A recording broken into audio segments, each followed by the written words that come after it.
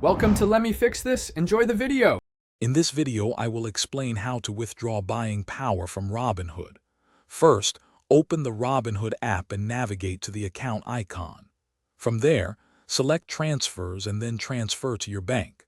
You'll then enter the amount you wish to withdraw. It's a straightforward process, but there are a few key details to keep in mind to ensure a smooth transaction. We'll cover those next.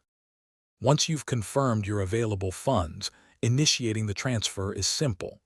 After tapping the account icon, you'll see the Transfers option. Selecting this will lead you to transfer to your bank. Here, you'll input the specific dollar amount you want to move. Remember, the maximum daily withdrawal limit is $50,000, so plan accordingly for larger sums. Always double-check the amount before confirming. If you're finding this guide helpful, please consider hitting that like button and subscribing to the channel for more useful content. Quick recommendation: for all you avid readers out there, the new Kindle Paperwhite is fantastic for reading anywhere.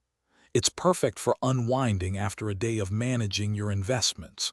You can find a link to it and other great deals in the description below. Now, let's get back to the video.